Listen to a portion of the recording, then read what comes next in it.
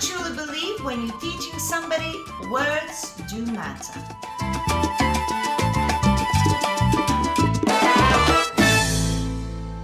Hello everybody, welcome to my channel. Rasa the dancer is here. And today's topic is very important to me. I am a dance teacher. I've been teaching people for over 20 years now. And I love it. It is my passion. It's something that I think I was meant to do without even realizing it. We talked about it many times. So I really pay attention to how I teach. I pay attention to the people that come to my classes, who needs what kind of attention, how I need to portray the information. Everybody's different. So I really try to work on myself and my skill set. And what I started recognizing sometimes, I believe that we could be very good teachers, but the vocabulary sometimes that we use might take people on a different path, or might make people think that they're supposed to do one thing when they are supposed to do a different thing. Does that make sense? So I'm a true believer that words matter. I am an immigrant. I am not a born English speaker. Okay, I am Lithuanian in my DNA. I came to England late in my life when I was 18. You know, I picked up English as I go along. But when you specialize in a particular skill, I feel like you're required to have vocabulary to explain certain things. Also, it's like if you go abroad to teach, of course, if you don't speak Spanish, you will do the best explaining the best way you can. But if you are at home speaking your native language, hopefully words matter to you too. So let me give you, this is a long intro, forgive me please, but basically what I'm giving you now is certain words that I used and misconstrued, okay? It was a long intro, but we got there. I'm gonna give you a word and how I think that word should be said, what it actually is, the meaning of it. And I will explain it because my students gone through it, and I will tell you why that word is better than this word. So here we go, no more intro, we're done. We go. Okay, the first word the teachers use that is not the word that I would like them to use is tension. A lot of the teachers say to the followers, give me tension, give me tension. And what they're actually trying to say, connection. Now, tension, the reason is bad.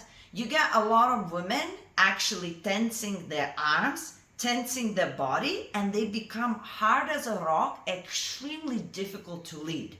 We don't want tension at all. We want, you to hold your posture, whatever, but no tension whatsoever. Connection means that you actually learn a technique, how to connect backwards, how to connect forward, how to connect sideways, and then you keep that connection through the dance. So when the guy lifts the hand, your arm is actually relaxed and you have a connection in the fingertips. So you're learning actual techniques of what kind of connection required in what situation. Or keeping your elbows bent, that's a connection point right there. If you use it and it's loose, you don't have that connection, right? But tension is the worst. You don't want tension at all. You want to have specific connection through even in the body we use connection. Connect your core, engage. We don't say tension. We don't like tension. We do the opposite. We do a lot of breathing while dancing so not to be tense. So if your teacher's saying tension, tell him maybe connection. Okay, another one that really bothers me is elbow down. It's again for the followers, whether salsa, mostly for salsa, but also for bachata. Whenever we're turning, they raise, the leader raises your hand and your elbow is supposed to be in neutral position. And a lot of the times the teachers say, bring the elbow down, bring the elbow down.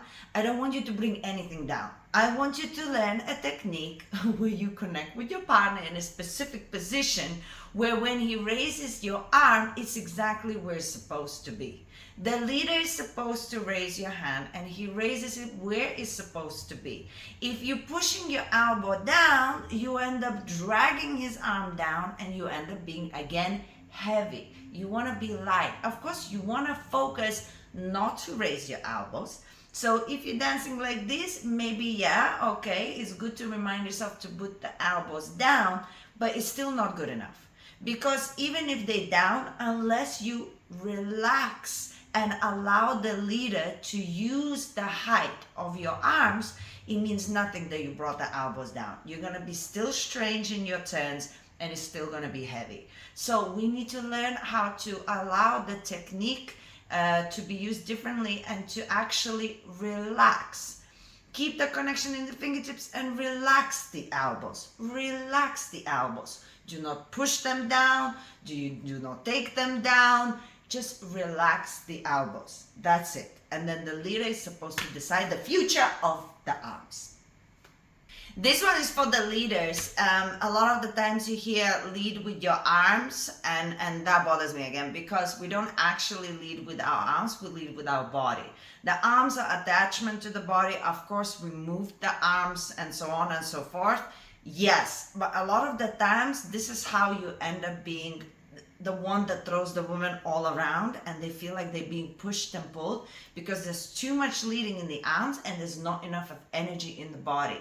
If I'm traveling and I want the follower to move out of my way, I first use my body, only then it travels into my arms, and only then my feet go. If I am moving the woman, I first move my body that is attached to my arms, and then the arms go a little bit. So there's a lot of energy that comes through my body into my arms, and that's when the movement minimizes and she actually feels the energy coming through your body, so it actually travels much better into your connections. And that's a big thing. We don't lead with the arms, we lead with our energy in the body, which is a completely different technique altogether. You would be such a better dancer if you use the momentum of the body and you place the arms to get that energy. Otherwise you end up just pushing and pulling, and it's never nice for the follower. Guys, I could sit here and just forever give you examples like this. Let me know in the comments if you like me to make more examples of what you say could be misconstrued. It's a better way of explaining things. So let me know in the comments, and also let me know if you know a specific word that you think you've been told and then you thought maybe it's not the best thing that I've been told, that if somebody would have said something differently, it would have made my dancing life easier. So give me all of the answers in the comments, and in the meantime, subscribe to this channel, guys. It's for you, this channel, and I will see you very soon. Mwah.